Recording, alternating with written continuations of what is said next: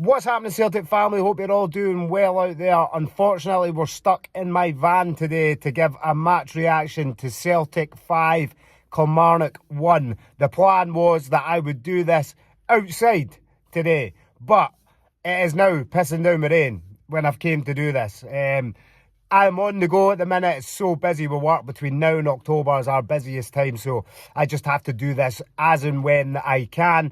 And obviously yesterday, after the game, I just kind of like to get home, get out, get onto the road, get onto the M8 and get the fuck out of there, because sometimes it can get so busy. So I thought that I would be able to do a match reaction by the time I got home, but by the time I got home I was knackered and I was up first thing this morning. But listen, enough of my waffle.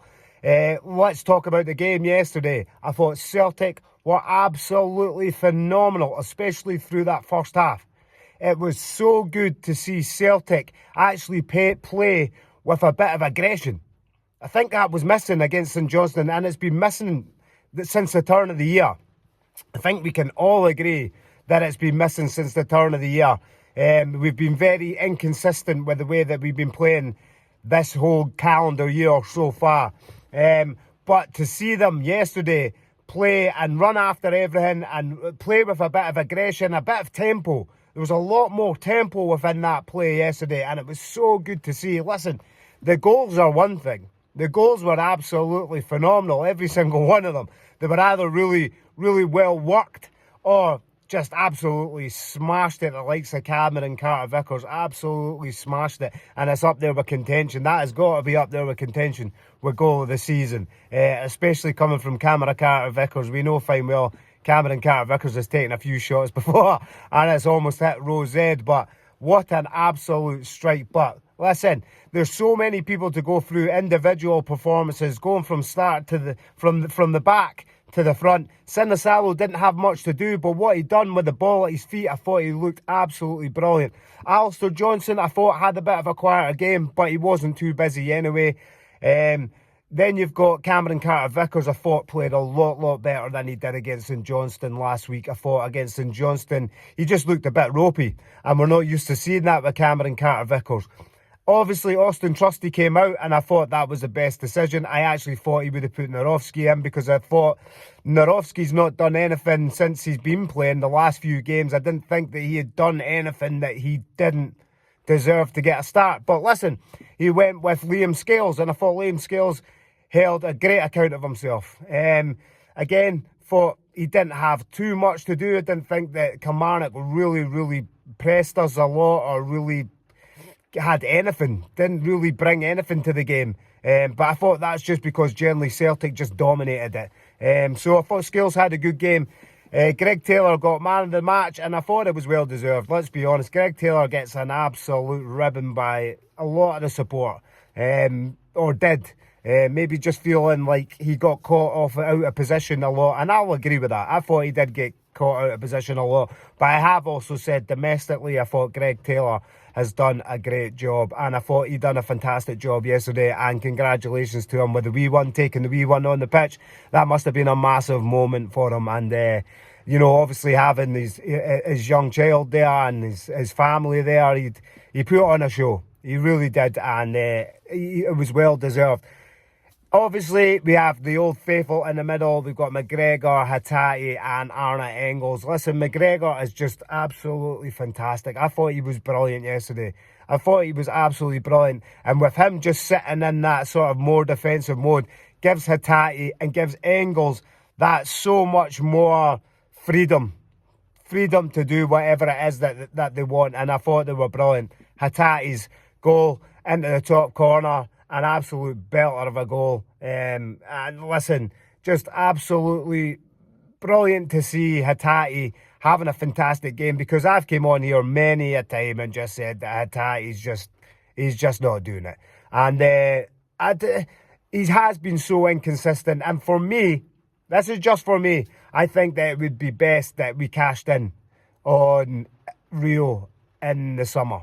I really do. I don't know what your thoughts about it. Let me know in the comment section what it is that you're thinking about that. Maybe you think I'm full of pish, but I just think that he's got nothing else to prove here. He's done what he's done. thank you very much for everything. But I just feel like his inconsistency this year, I think that maybe wants to go and play in a better league. Maybe feels like he deserves to play in a better league. Again, I think the guy's been phenomenal, and thank you very much for everything you've done. But for me, I would cash in on him. Listen, the front three of Ida and who else did we have playing? Ida, Daizemi and James Forrest.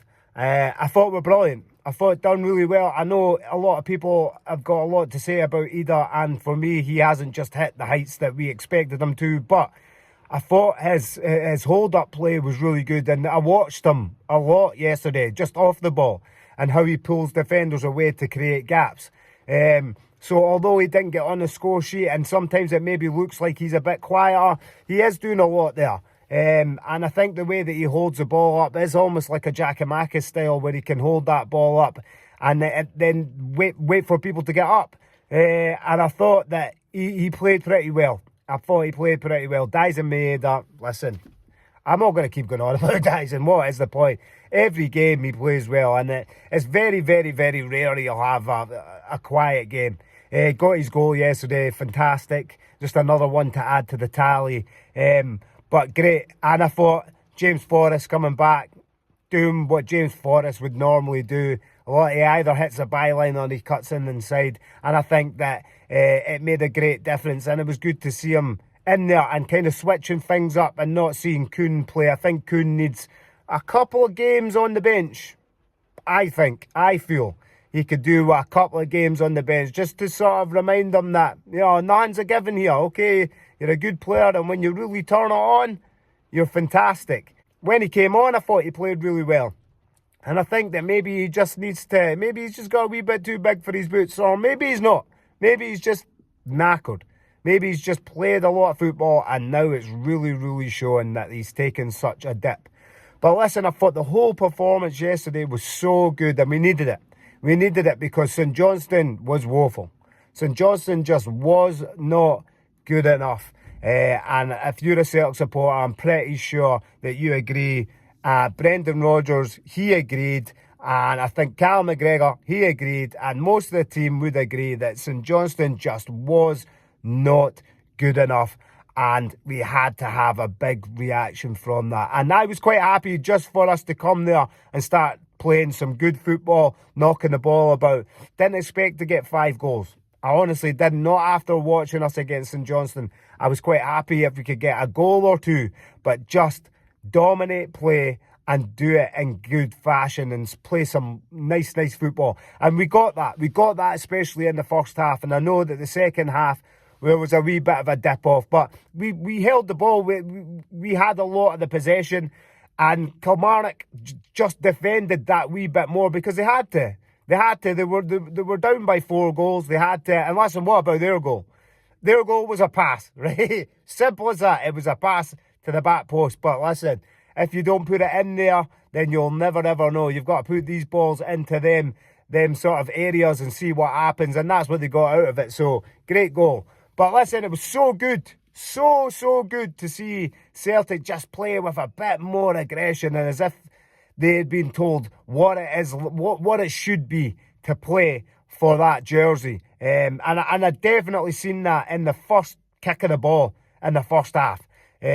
Fantastic football to watch. But let me know in the comment section what you're thinking. Again, guys, I'm sorry. I'm just trying to keep this relatively quick because I'm not in the best location. I was hoping to do this outside somewhere in a nice location, but it's pissing down with rain. So let me know in the comment section what you're thinking, guys. Always good to read what you guys think. Listen, Rangers drew again today with Aberdeen. It looked like Aberdeen were going to win it, but listen, Rangers came back, and it's just delayed the inevitable. We are at that position now where they cannot beat us at all in points. They can only equal us.